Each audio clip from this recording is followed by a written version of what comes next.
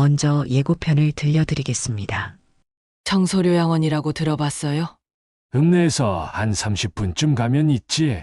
치매 노인들 모시는 곳인데 몇 년 전에 문제가 좀 있었어. 무슨 문제? 환자 학대인가 뭔가. 정확히는 모르겠는데 한동안 시끄러웠다가 조용해졌어. 왜 갑자기 거기를 물어? 그래, 내가 했어. 그런데 어쩔 건데? 당신은 빚더미에 앉아서 아무것도 못하면서. 그렇다고 어떻게? 어떻게, 그럼 평생 이 시골에서 썩으라고? 시부모가 앉아있는 재산이 얼마인데? 그걸 고작 연명하는 노인들이 갖고 있는 게 말이 돼? 이제 이야기를 시작하겠습니다. 평화로운 노후와 작은 불안. 내 이름은 박영숙이다. 평생 이 마을에서 작은 떡집을 운영하며 살아온 여자다. 손으로 빚은 떡과 한과를 만들며 성실하게 살아왔다. 남편 정호 씨를 폐암으로 먼저 떠나보낸 지 3년, 지금은 이 작은 시골집에서 혼자 살고 있다. 밤이가 내 발치에서 기지개를 켜며 일어났다. 검은 털에 발끝만 하얀 이 고양이는 15년째 나와 함께 살고 있다. 정호 씨가 떠난 후부터는 이 녀석이 내 유일한 식구가 되었다. 물론 서울에 아들 부부가 있긴 하지만 1년에 서너 번 얼굴을 보는 사람들을 진짜 식구라고 할 수 있을까? 나는 그것에 대해 확신이 없었다. 부엌으로 나가 커피를 내렸다. 드립 커피를 내리는 동안 뜨거운 물이 원두 가루를 적시며 만들어내는 소리가 마치 여름비처럼 들렸다. 이상하게도 요즘 들어 모든 소리가 다른 무언가를 연상시켰다. 아마도 혼자 사는 시간이 길어지면서 생긴 버릇인지도 모른다. 밤이가 다리 사이를 비비며 지나갔다. 아침 인사다. 나는 그 녀석을 위해 참치캔을 하나 따서 그릇에 담았다. 밤이는 천천히 마치 와인을 음미하는 소믈리에처럼 먹기 시작했다. 고양이가 밥을 먹는 모습을 보고 있으면 이상하게 마음이 편안해진다. 적어도 이 순간만큼은 세상이 제대로 돌아가고 있다는 증거 같아서. 어머니 계세요? 현관에서 며느리 은지의 목소리가 들렸다. 시계를 보니 아침 8시 30분. 서울에서 여기까지 오려면 적어도 2시간은 걸리는데 새벽같이 출발했나 보다. 나는 커피를 한 모금 마시고 천천히 현관으로 나갔다. 은지는 언제나처럼 완벽한 차림이었다. 베이지색 캐시미어 코트에 구찌 핸드백, 발레리나 플랫을 신고 있었다. 손에는 보온 도시락 가방이 들려 있었다. 그녀의 모든 것이 계산되어 보였다. 머리카락 한 올조차 흐트러짐이 없었다. 이른 아침에 웬일이야? 어머니 혼자 계시니까 걱정되어서요. 보양식 좀 만들어 왔어요. 그녀는 미소를 지으며 말했다. 그 미소가 마치 백화점 마네킹의 표정처럼 완벽하면서도 차가웠다. 하지만 나는 그것을 티내지 않으려 노력했다. 살면서 배운 것 중 하나는 때로는 모른 척하는 것이 관계를 유지하는 최선의 방법이라는 것이다. 은지는 부엌으로 들어가 가져온 음식을 풀기 시작했다. 삼계탕, 전복죽, 그리고 이름 모를 검은색 한약 같은 것까지. 모두 몸에 좋다는 것들이었다. 직접 만드신 거예요? 그럼요. 어머니 건강 생각해서 정성껏 만들었어요. 그녀가 그릇에 음식을 담는 동안 밤이가 부엌으로 들어왔다. 평소 낯선 사람을 경계하지 않는 녀석인데 은지를 보더니 등을 활처럼 휘며 낮은 으르렁거림을 냈다. 15년 동안 밤이를 키우면서 처음 듣는 소리였다. 어머, 고양이가 왜 이래요? 은지가 놀란 표정으로 물러섰다. 밤이는 계속해서 은지를 노려보며 으르렁거렸다. 그러더니 갑자기 식탁으로 뛰어올라 은지가 담아놓은 그릇을 발로 밀어 떨어뜨렸다. 삼계탕이 바닥에 쏟아지며 기름진 냄새가 부엌에 퍼졌다. 밤아, 이게 무슨 짓이야? 내가 소리를 지르자 밤이는 나를 한번 쳐다보고는 밖으로 뛰어나갔다. 그 눈빛이 마치 무언가를 경고하는 것 같았다. 아니, 그것은 분명 경고였다. 죄송해요, 은지 씨. 평소에는 이런 애가 아닌데. 괜찮아요, 어머니. 동물이다 보니 그럴 수도 있죠. 은지는 웃으며 말했지만 그 웃음 속에 미묘한 불쾌감이 스쳐 지나갔다. 그녀는 휴지로 바닥을 닦으며 중얼거렸다. 그래도 이상하네요. 음식에 뭔가 이상한 게 있는 것처럼 반응하네. 그 말을 듣는 순간 나는 알 수 없는 불안감을 느꼈다. 밤이가 15년 동안 한 번도 보이지 않았던 행동을 왜 하필 오늘 은지가 가져온 음식 앞에서 보인 것일까? 이상한 흔적. 은지가 떠나고 난 후 나는 바닥에 떨어진 그릇을 주우며 한숨을 쉬었다. 다행히 그릇은 깨지지 않았다. 플라스틱 용기였기 때문이다. 그런데 그릇을 들어 올리는 순간 바닥에 작은 글씨가 새겨진 것을 발견했다. 청소 요양원. 요양원? 나는 그릇을 불빛에 비춰 다시 한번 확인했다. 분명히 청소 요양원이라고 각인되어 있었다. 은지가 요양원에서 일하거나 봉사활동을 한다는 얘기는 들어본 적이 없었다. 그럼 왜 요양원 그릇을 가지고 있는 것일까? 물론 별것 아닐 수도 있다. 요즘은 중고 물품을 사고 파는 것이 흔한 일이니까. 하지만 마음 한구석에 작은 가시가 박힌 것 같은 기분은 지울 수 없었다. 밤이가 다시 부엌으로 들어왔다. 아까와는 달리 평소의 온순한 모습이었다. 나는 밤이를 안아들고 쓰다듬으며 말했다. 너는 뭔가 알고 있는 거니? 은지가 가져온 음식에 뭔가 문제가 있는 거야? 밤이는 그르릉거리며 내 손을 핥았다. 고양이의 혀는 까슬까슬했지만 따뜻했다. 그 온기가 내 불안을 조금은 누그러뜨렸다. 나는 은지가 놓고 간 다른 음식들을 살펴봤다. 전복죽은 비닐팩에 진공 포장되어 있었고 검은색 한약은 유리병에 담겨 있었다. 모두 정성스럽게 포장되어 있었지만 어딘가 모르게 차가운 느낌이 들었다. 마치 병원에서 나오는 약처럼. 저녁이 되자 나는 평소처럼 뜨개질을 했다. 떡집을 40년 운영한 후 은퇴하고 나서도 손은 여전히 무언가를 만들고 싶어 했다. 요즘은 작은 목도리를 뜨고 있었다. 정호 씨가 좋아했던 남색으로. 뜨개 바늘을 움직이며 실을 엮는 동안 머릿속에서는 계속 같은 생각이 맴돌았다. 청소요양원. 그곳이 어디인지 알아봐야 할 것 같았다. 다음 날 아침 나는 마을 이장인 상철을 찾아갔다. 상철은 정호 씨와 같은 나이였고 정호 씨의 절친한 친구였다. 지금도 나를 자주 찾아와 안부를 묻는 고마운 사람이다. 청소요양원이라고 들어봤어요? 내가 묻자 상철은 잠시 생각하더니 고개를 끄덕였다. 아, 거기. 읍내에서 한 30분쯤 가면 있지. 치매 노인들 모시는 곳인데 몇 년 전에 문제가 좀 있었어. 무슨 문제? 환자 학대인가 뭔가. 정확히는 모르겠는데 한동안 시끄러웠다가 조용해졌어. 왜 갑자기 거기를 물어? 나는 대충 둘러댔다. 상철에게 괜한 걱정을 끼치고 싶지 않았다. 하지만 집으로 돌아오는 길에 계속 불안한 마음이 들었다. 문제가 있었던 요양원의 그릇이 왜 우리 집에 있는 것일까? 그날 밤 나는 오랜만에 정호 씨의 사진을 꺼내봤다. 웃고 있는 정호 씨의 얼굴이 여전히 든든해 보였다. 폐암으로 떠나기 전까지 우리는 43년을 함께 살았다. 길다면 긴 시간이었지만 지금 생각해보면 너무 짧았다. 여보, 당신이 있었다면 이런 일은 없었을 텐데. 사진 속 정호 씨는 대답이 없었다. 당연한 일이었다. 죽은 사람은 말이 없다.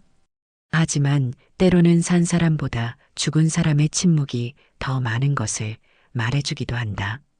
밤이가 내 무릎 위로 올라왔다. 따뜻한 체온이 전해졌다. 나는 밤이를 쓰다듬으며 생각했다.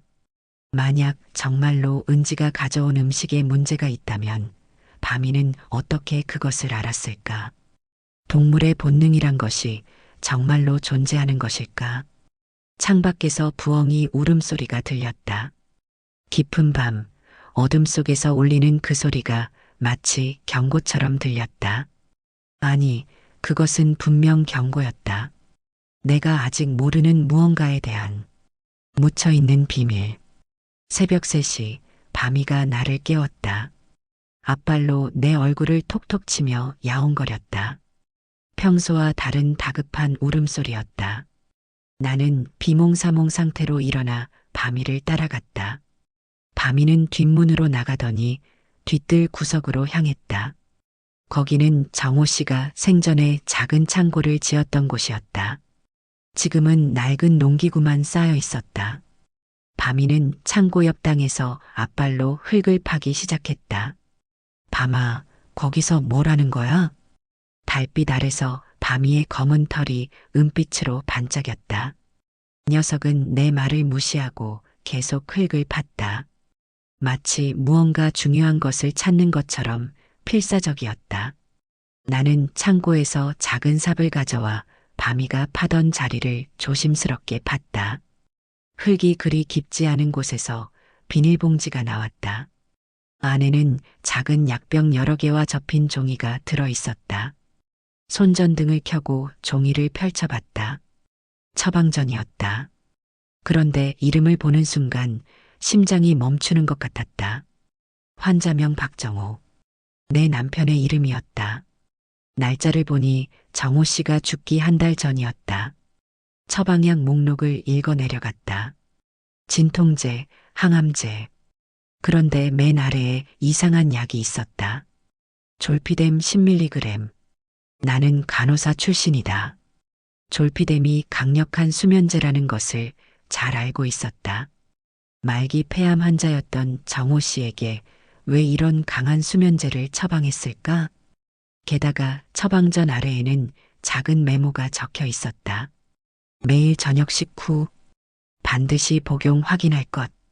필체를 보니 여성의 글씨체였다. 은지의 글씨와 비슷해 보였다. 약병들을 하나씩 확인해 봤다. 대부분 비어 있었지만 하나에는 아직 하얀 알약이 몇 개 남아 있었다. 병에 붙은 라벨을 보니 역시 졸피뎀이었다. 왜 이런 것들이 땅에 묻혀 있을까? 누가 묻은 것일까? 그리고 밤이는 어떻게 이것을 알았을까? 나는 비닐봉지를 들고 집으로 돌아왔다. 밤이는 내 뒤를 졸졸 따라왔다. 부엌 테이블에 앉아 다시 한번 처방전을 살펴봤다. 그러다가 한 가지 이상한 점을 발견했다. 처방전 상단에 병원 이름이 적혀 있었는데 그곳은 정호 씨가 다니던 병원이 아니었다. 정호 씨는 서울의 대학병원에서 치료를 받았는데 이 처방전은 읍내의 작은 개인 병원에서 발행된 것이었다. 날이 밝자마자 나는 그 병원을 찾아갔다. 김내과 의원이라는 간판이 붙은 작은 병원이었다. 접수대의 간호사에게 물었다. 혹시 3년 전 박정호라는 환자 기록이 있나요? 간호사는 컴퓨터를 확인하더니 고개를 저었다. 그런 이름의 환자는 없는데요. 이 처방전을 보세요. 분명 여기서 발행된 거예요. 간호사는 처방전을 보더니 놀란 표정을 지었다. 잠깐만요. 원장님을 모셔올게요. 잠시 후 50대 중반의 의사가 나왔다. 그는 처방전을 한참 들여다보더니 난감한 표정으로 말했다. 이 처방전은 저희 병원 양식은 맞는데 제가 쓴 게 아닙니다. 게다가 3년 전에는 저희 병원에서 수면제를 이렇게 많이 처방한 적이 없어요. 그럼 누가 쓴 건가요? 글쎄요. 위조일 가능성이 큽니다. 경찰에 신고하시는 게 좋을 것 같은데요. 나는 처방전을 들고 병원을 나왔다. 머릿속이 복잡했다. 누군가 의도적으로 정호 씨에게 수면제를 먹였다는 것인가? 그렇다면 그 누군가는 집으로 돌아오는 길에 약국에 들렀다. 정호 씨가 생전에 자주 가던 곳이었다. 약사는 나를 알아보고 반갑게 인사했다. 어머, 영숙 씨, 오랜만이에요. 잘 지내셨어요? 네, 그런대로. 혹시 3년 전 기억나세요? 우리 남편이 여기서 약을 자주 탔는데. 아, 네. 기억나죠. 정호 씨 돌아가시기 전에 자주 오셨죠. 그때 남편이 직접 왔나요? 약사는 잠시 생각하더니 고개를 저었다. 아니요. 마지막 몇 달은 주로 며느님이 대신 오셨어요. 젊은 여자분이 와서 대신 약을 받아갔어요. 시아버님을 정성껏 모시는 것 같아서 인상 깊었거든요. 내 가슴이 철렁 내려앉았다. 약을 대신 받아간 젊은 여자는 혹시 그 여자분 생김새 기억나세요? 글쎄요. 단정하게 생기신 분이었어요. 늘 명품 차림이었고 말씀도 정중하셨고요. 은지였다. 틀림없이 은지였다. 마을의 증언. 그날 저녁 나는 상철을 집으로 초대했다. 막걸리를 한 잔 따르며 넌지시 물었다. 3년 전 우리 정호 씨 돌아가실 때 기억나요? 그럼 기억하지. 영숙 씨가 얼마나 힘들어했는데. 그때 은지가 자주 왔었나요? 상철은 잠시 생각하더니 고개를 끄덕였다. 아, 맞아. 거의 매일 왔었지. 효부라고 동네 사람들이 다 칭찬했잖아. 서울에서 그 먼 길을 매일 와서 시아버님 병수발한다고. 매일? 응. 특히 마지막 한 달은 정말 매일 왔어. 영숙 씨가 잠깐 자리 비울 때도 꼭 와 있었고. 기억 안 나? 기억이 났다. 하지만 그때는 그것이 며느리의 효성이라고 생각했다. 정호 씨도 은지가 오는 것을 좋아하는 것 같았고, 아니, 정말 좋아했던 것일까? 그런데 이상한 게 하나 있었어. 상철이 막걸리를 한 모금 마시고 말을 이었다. 한 번은 내가 댁에 갔는데 은지 씨가 뒤뜰에서 뭔가를 묻고 있더라고.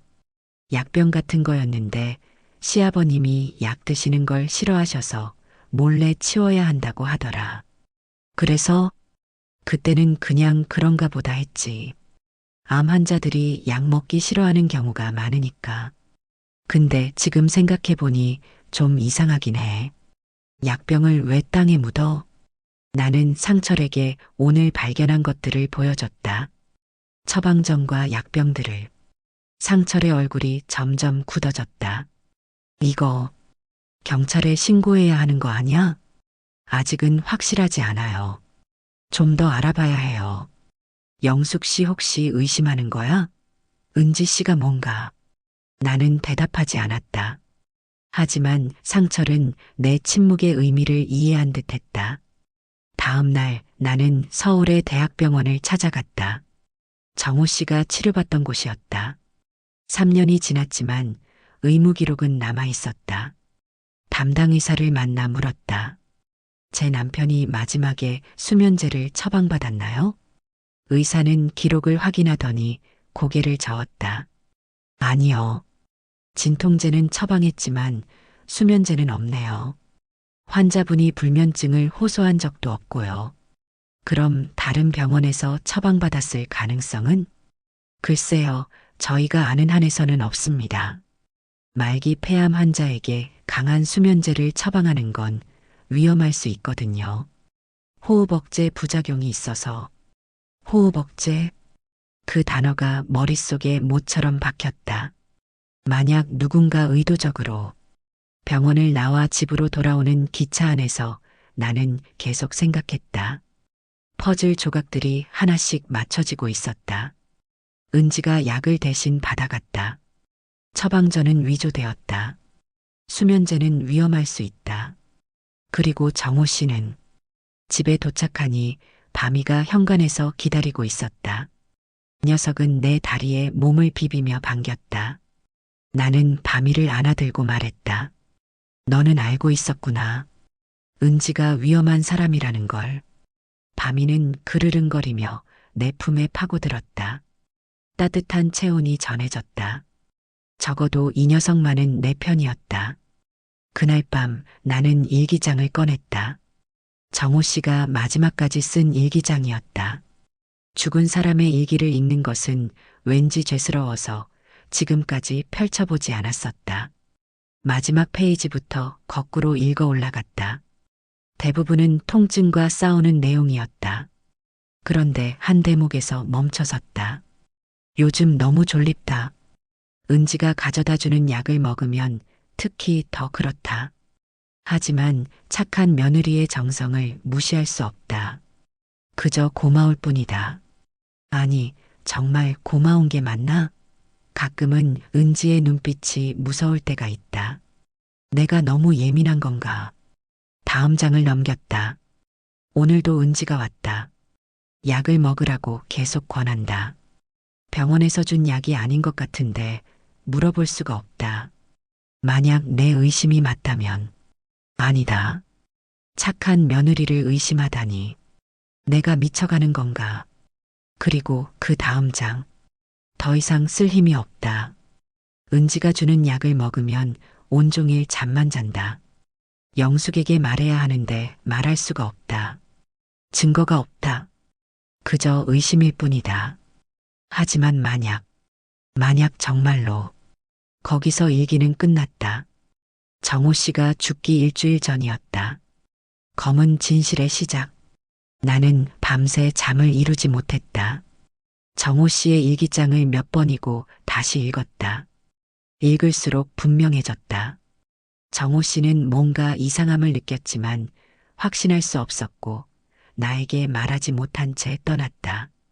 다음 날 아침 나는 은지가 두고 간 음식들을 모두 모았다. 전복죽, 검은색 한약, 그리고 남은 반찬들. 이것들을 들고 읍내의 보건소로 향했다. 이 음식들을 검사해 주실 수 있나요? 젊은 보건소 직원이 의아한 표정으로 물었다. 무슨 문제라도 있으신가요? 그냥 확인하고 싶은 게 있어서요. 비용은 제가 낼게요. 음식물 검사는 가능한데 일주일 정도 걸립니다. 그리고 어떤 성분을 중점적으로 검사할지 알려주시면 더 정확한 결과를 얻을 수 있어요. 수면제 성분이 있는지 봐주세요. 직원의 표정이 심각해졌다. 수면제요? 혹시 범죄와 관련된 건가요? 아직은 모르겠습니다. 그냥 확인차 부탁드리는 겁니다. 검사 의뢰를 하고 나오는데 휴대폰이 울렸다. 은지였다. 어머니, 며칠 전에 가져다 드린 음식은 드셨어요? 아, 그거. 아직 안 먹었어. 왜요? 몸에 정말 좋은 건데. 특히 그 한약은 비싼 거예요. 목소리에서 묘한 초조함이 느껴졌다. 마치 빨리 그 음식을 먹어야 한다는 듯한. 그래, 고맙긴 한데 난 약 같은 건 잘 안 먹어서. 잠시 침묵이 흘렀다. 전화기 너머로 은지의 숨소리가 들렸다. 평소보다 거칠었다. 어머니, 이번 주말에 준호 씨랑 같이 내려갈게요. 그때 제가 직접 끓여드릴 테니 꼭 드셔보세요. 그래, 알았어. 전화를 끊고 나니 등줄기에 식은땀이 흘렀다. 은지의 목소리에서 묘한 압박감이 느껴졌다. 마치 반드시 그 음식을 먹어야 한다는 듯한. 집으로 돌아오니 밤이가 뒷마당에서 또 무언가를 파고 있었다. 이번에는 다른 곳이었다. 나는 삽을 들고 밤이를 도왔다. 이번에 나온 것은 작은 수첩이었다. 비닐에 쌓여 있어서 보존 상태가 괜찮았다. 수첩을 펼쳐보니 은지의 글씨였다. 날짜와 함께 뭔가 기록되어 있었다. 4월 15일 졸피뎀 10mg 투여. 반응 양호. 4월 16일 같은 양 투여. 종일 수면 상태. 4월 17일 15mg으로 증량. 호흡 불규칙 관찰. 내 손이 떨리기 시작했다. 이것은 분명 투약 기록이었다. 그것도 정호 씨에 대한. 4월 20일 20mg 투여. 의식 혼미. 병원에는 암 악화로 보고. 4월 22일 같은 양유지. 거의 깨어나지 않음. 4월 23일 마지막. 4월 23일. 정호 씨가 죽은 날이었다. 수첩의 다른 페이지에는 더 충격적인 내용이 있었다. 시아버지 재산 목록. 집시가 3억.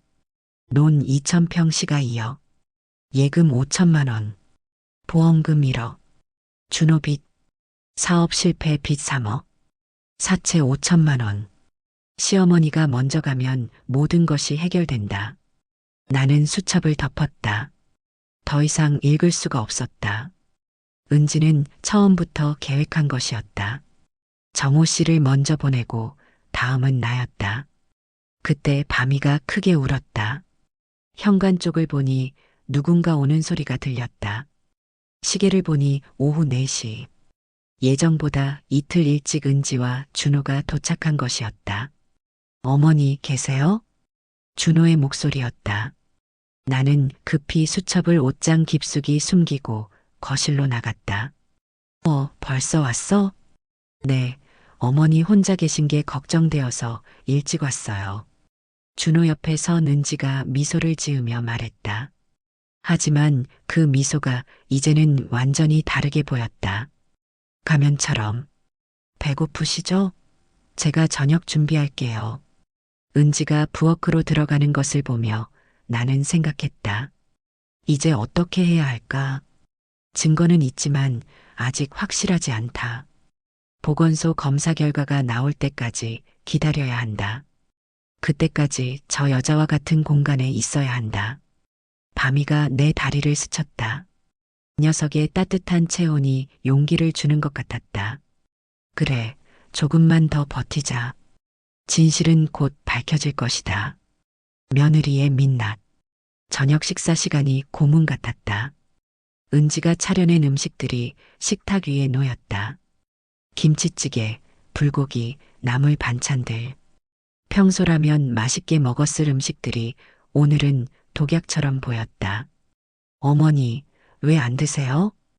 은지가 걱정스러운 표정으로 물었다. 그 표정이 얼마나 진실한지 알 수 없었다. 아마도 연기일 것이다. 배가 별로 안 고파서. 그래도 조금은 드셔야죠. 제가 어머니 생각하며 만든 건데. 준호가 옆에서 거들었다. 어머니, 은지가 아침부터 장보고 요리했어요. 조금이라도 드세요. 나는 마지못해 숟가락을 들었다. 김치찌개를 한 숟가락 떠서 입에 넣었다. 평범한 김치찌개 맛이었다. 하지만 목으로 넘기기가 힘들었다. 맛이 어떠세요? 괜찮네. 은지가 만족스러운 표정을 지었다. 그때 밤이가 식탁 아래로 와서 내 발을 핥히었다. 작은 경고였다. 아, 맞다. 깜빡할 뻔했네. 은지가 부엌에서 뭔가를 더 가져왔다. 그 검은색 한약이었다. 어머니, 이거 꼭 드셔야 해요. 기력 회복에 정말 좋거든요. 난 괜찮아. 약 같은 건. 어머니, 은지가 비싼 돈 들여서 지어온 거예요. 한 번만 드셔보세요. 준호가 다시 거들었다. 아들의 눈빛에는 간절함이 있었다. 아니, 그것은 간절함이 아니라 다른 무언가였을까? 설마 준호도 알고 있는 것은 아닐까? 나는 약 그릇을 들었다. 검은 액체가 출렁였다. 냄새를 맡아보니 한약 특유의 쓴 냄새 외에 뭔가 다른 냄새가 섞여 있는 것 같았다. 화학약품 냄새 같은. 잠깐 화장실 좀. 나는 약 그릇을 들고 화장실로 갔다. 그리고 변기에 절반 정도를 버린 뒤 수돗물을 섞어 색을 맞췄다. 그리고 다시 거실로 돌아와 남은 것을 마시는 척했다. 다 마셨네요. 잘하셨어요, 어머니. 은지가 빈 그릇을 치우며 말했다. 그녀의 눈빛에 묘한 기대감이 서려 있었다. 마치 사냥감이 덫에 걸리기를 기다리는 사냥꾼처럼. 식사가 끝나고 준호와 거실에서 TV를 보는데 갑자기 졸음이 밀려왔다. 절반만 버렸는데도 이렇게 졸린 것을 보니 그 약에는 분명히 뭔가 들어 있었다. 어머니, 피곤하신 것 같은데 먼저 주무세요. 그래, 그래야겠다. 나는 비틀거리며 방으로 들어갔다. 침대에 누우니 온몸에 힘이 빠졌다. 하지만 잠들어서는 안 된다. 나는 이를 악물고 정신을 차리려 애썼다. 문 밖에서 은지와 준호의 목소리가 들렸다. 얼마나 넣었어? 평소의 절반만. 너무 많이 넣으면 의심받을 수 있어. 그래도 빨리 끝내야 하지 않아? 빚쟁이들이 계속 찾아와. 조급하면 일을 그르쳐. 시아버지 때도 그래서 성공한 거야. 나는 주먹을 꽉 쥐었다. 녹음기라도 있었다면 좋았을 텐데. 하지만 지금은 그저 듣고만 있을 수밖에 없었다. 근데 고양이가 자꾸 방해하는 것 같아. 그 고양이 처리해야 할 것 같아. 저번에도 음식 엎어버리고 내일 어머니가 깊이 잠들면 그때 더 이상은 들리지 않았다. 그들이 멀어진 것 같았다. 나는 침대에서 일어나 문에 귀를 대고 들었다. 조용했다. 그때 창문 밖에서 바미가 울었다. 나는 조용히 창문을 열고 바미를 안아들였다. 너도 위험해. 내일 상철 씨네 집에 맡겨야겠어. 바미는 내 품에서 가르릉거렸다. 따뜻한 체온이 약물로 인한 나른함을 조금 깨워주었다.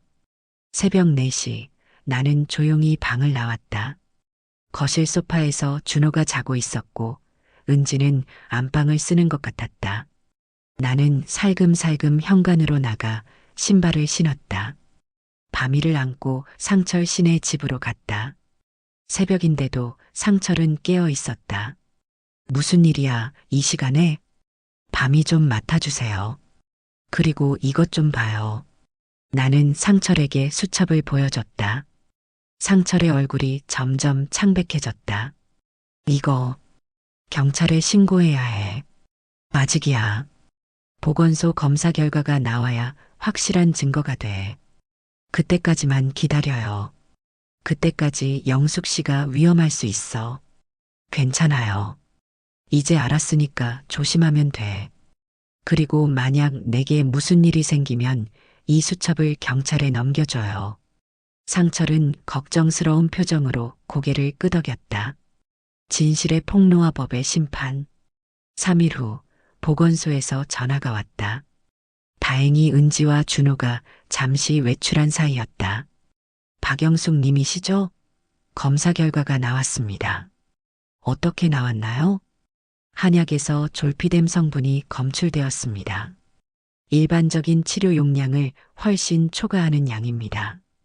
그리고 전복죽에서도 소량의 수면 유도 성분이 발견되었고요. 그럼 이걸로 경찰에 신고할 수 있나요? 당연합니다. 이건 명백한 약물 투여입니다. 저희가 경찰에 바로 연락드릴까요? 네, 부탁드립니다. 전화를 끊고 나니 온몸에 힘이 빠졌다. 그동안의 의심이 사실로 확인되는 순간이었다. 정호 씨는 정말로, 그리고 나도 같은 방식으로. 1시간 후 경찰 2명이 집에 도착했다. 때마침 은지와 준호도 돌아왔다. 무슨 일이세요? 은지가 당황한 표정으로 물었다. 최은지 씨죠? 약물 투여 혐의로 조사를 받으셔야 합니다. 약물 투여요? 무슨 말씀이신지. 경찰이 보건소 검사 결과를 보여줬다. 은지의 얼굴이 하얗게 질렸다. 이건 오해예요. 제가 왜 그런 짓을... 그리고 이것도 있습니다. 나는 수첩을 꺼내 경찰에게 건넸다. 은지의 투약 기록과 재산 목록이 적힌 그 수첩을. 은지는 수첩을 보더니 다리에 힘이 풀린 듯 주저앉았다. 이건 어디서? 당신이 땅에 묻은 거요. 우리 고양이가 찾아냈지. 준호가 상황을 파악하지 못한 채 물었다. 은지야, 이게 무슨... 이게 정말 내가 쓴 거야? 은지는 대답하지 않았다. 그저 바닥만 바라볼 뿐이었다. 아버지한테도 그런 거야? 아버지한테도 약을? 준호의 목소리가 떨렸다. 은지가 천천히 고개를 들었다. 그녀의 눈빛이 차갑게 변했다. 가면이 벗겨지는 순간이었다. 그래, 내가 했어. 그런데 어쩔 건데? 당신은 빚더미에 앉아서 아무것도 못하면서. 그렇다고 어떻게? 어떻게? 그럼 평생 이 시골에서 썩으라고? 시부모가 앉아있는 재산이 얼마인데? 그걸 고작 연명하는 노인들이 갖고 있는 게 말이 돼? 그녀의 본심이 드러나는 순간이었다. 그동안 숨겨왔던 추악한 민낯이. 시아버지는 어차피 암으로 죽어가고 있었어. 난 그저 조금 더 편안하게 보내드린 거야. 편안하게? 당신이 무슨 자격으로? 내가 소리를 질렀다. 은지가 나를 노려봤다. 자격? 3년 동안 매일 와서 병수발한 게 나예요. 어머니는 뭐 하셨죠? 떡집 운영한다고 집 비우기 바빴잖아요. 그래도 그건 살인이야. 살인? 증명할 수 있어요? 이미 화장했는데? 그녀의 말이 맞았다. 정호 씨의 죽음을 이제 와서 살인으로 입증하기는 어려울 것이다. 하지만 적어도 나에 대한 시도는 막을 수 있었다.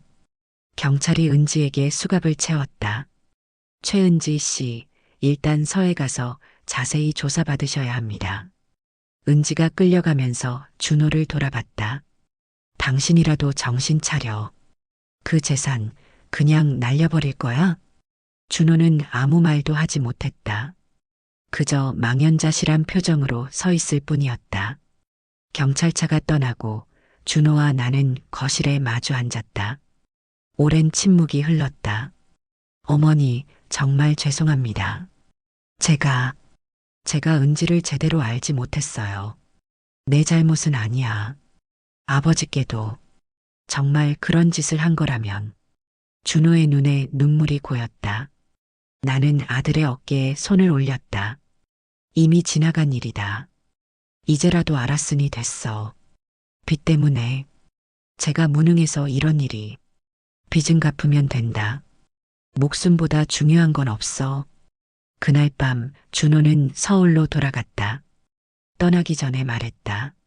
어머니, 제가 자주 내려올게요. 이제 정말로 어머니를 모셔야죠. 나는 고개를 저었다. 난 여기가 좋다. 혼자 있는 게 편해. 너는 내 삶을 살아. 준호는 더 이상 말하지 않았다. 아마 내 마음을 이해했을 것이다. 새로운 가족의 의미. 은지는 결국 살인 미수와 약물 불법 투여 혐의로 징역 7년을 선고받았다. 정호 씨의 죽음에 대해서는 증거 불충분으로 기소되지 못했지만 적어도 당분간은 갇혀 있게 되었다. 재판이 끝나고 한 달이 지났다. 상철 씨네 집에 맡겨뒀던 바미를 다시 데려왔다. 녀석은 내가 오자 미친 듯이 울어댔다. 섭섭했던 모양이다. 미안해, 밤아. 이제 다시는 떨어지지 않을게. 나는 바미를 꼭 안았다. 녀석의 심장 소리가 규칙적으로 뛰는 게 느껴졌다. 살아있다는 증거였다. 마을 사람들은 바미를 영웅 취급했다. 고양이가 주인을 구했다는 소문이 퍼졌기 때문이다. 누군가는 바미에게 참치캔을 선물로 가져오기도 했다. 이 고양이가 없었으면 큰일 날 뻔했어요. 정말 영특한 녀석이네. 사람들의 칭찬을 들을 때마다 바미는 으스대듯 꼬리를 세웠다. 마치 자기가 뭘 했는지 아는 것 같았다. 어느 날 저녁 나는 일기장을 꺼냈다. 새 일기장이었다. 첫 페이지에 이렇게 썼다. 오늘부터 새로운 삶이다. 나는 더 이상 누구의 아내도, 누구의 어머니도, 누구의 시어머니도 아니다. 그저 박영숙이라는 한 사람일 뿐이다. 그리고 내 곁에는 바미가 있다. 바미가 내 무릎 위로 올라왔다. 일기를 쓰는 내 손을 빤히 쳐다봤다. 뭐야, 너도 읽고 싶어? 바미가 야옹하고 울었다. 나는 웃으며 일기를 계속 썼다. 사람들은 가족이라는 이름으로 많은 것을 정당화한다. 때로는 그 이름으로 상처를 주고, 때로는 그 이름으로 죄를 짓는다.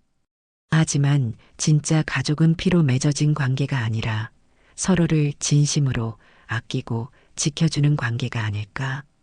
창밖에서 바람 소리가 들렸다. 겨울이 오고 있었다. 하지만 이상하게 춥지 않았다.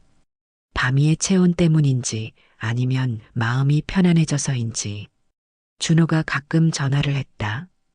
은지와 이혼 절차를 밟고 있다고 했다. 빚도 조금씩 갚아가고 있다고. 나는 더 이상 돈 얘기는 하지 말라고 했다. 중요한 건 돈이 아니라 마음이니까. 어머니, 정말 혼자 계셔도 괜찮으세요? 혼자가 아니야. 밤이가 있잖아. 고양이는 고양이잖아요. 너는 밤이를 몰라서 그래. 이 녀석은 특별해. 전화를 끊고 밤이를 봤다. 녀석은 창가에 앉아 밖을 보고 있었다. 저녁 노을이 녀석의 검은 털을 붉게 물들였다. 그때 문득 정호 씨의 목소리가 들리는 것 같았다. 고마워, 영숙 씨. 밤이가 당신을 지켜줘서 환청일 것이다.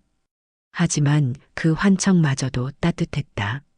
나는 밤이를 부르며 말했다. 저녁 먹자, 밤아. 밤이가 야옹하고 대답했다. 우리는 부엌으로 갔다. 나는 밥을 먹고 밤이는 참치를 먹었다. 평범한 저녁 식사였지만 그 어느 때보다 평화로웠다. 며칠 후 상철이 찾아왔다. 영숙 씨, 이제 진짜 괜찮은 거야? 괜찮다니까요. 그래도 혼자 있으면 쓸쓸하잖아. 쓸쓸함도 익숙해지면 괜찮아요. 그리고 난 혼자가 아니에요. 상철은 밤이를 보며 웃었다. 그래, 저 녀석이 있구나. 근데 진짜 신기해. 어떻게 알았을까? 동물의 본능이겠죠. 위험을 감지하는. 아니면 죽은 사람이 보낸 수호천사일지도. 우리는 둘 다 웃었다. 농담 같았지만 어쩌면 진실일지도 모른다는 생각이 들었다. 시간이 흘러 봄이 왔다. 나는 뒤뜰에 작은 텃밭을 만들었다. 정호 씨가 좋아했던 토마토와 고추를 심었다. 밤이는 내가 일하는 동안 옆에서 졸거나 나비를 쫓았다. 어느 날 텃밭에 물을 주다가 작은 새끼 고양이를 발견했다.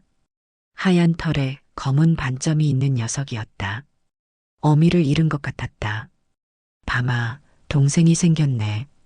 밤이는 새끼 고양이를 한참 쳐다보더니 조심스럽게 다가가 냄새를 맡았다. 그리고는 혀로 새끼의 머리를 핥기 시작했다. 나는 새끼 고양이를 안아들었다. 가벼웠다. 생명이란 이렇게 가벼우면서도 무거운 것이구나. 이름은 뭐로 할까? 나지? 밤이가 있으니까 나지? 밤이가 야옹하고 울었다. 동의하는 것 같았다. 그렇게 우리는 셋이 되었다. 늙은 여자와 검은 고양이, 그리고 하얀 새끼 고양이. 이상한 조합이었지만 우리는 가족이었다. 피로 맺어진 가족은 아니지만 마음으로 맺어진 진짜 가족. 저녁이면 우리 셋은 거실에 모여 앉았다. TV를 보거나 그냥 조용히 시간을 보냈다. 말이 필요 없는 사이였다. 그저 함께 있는 것만으로도 충분했다. 가끔 정호 씨 생각이 났다. 만약 정호 씨가 살아있었다면 어땠을까? 아마 밤이와 나지를 무척 좋아했을 것이다. 아니, 어쩌면 정호 씨가 이 아이들을 내게 보낸 것인지도 모른다. 외롭지 말라고, 잘 살라고. 끝. 오늘 이야기를 통해 다시 한번 깨닫게 됩니다.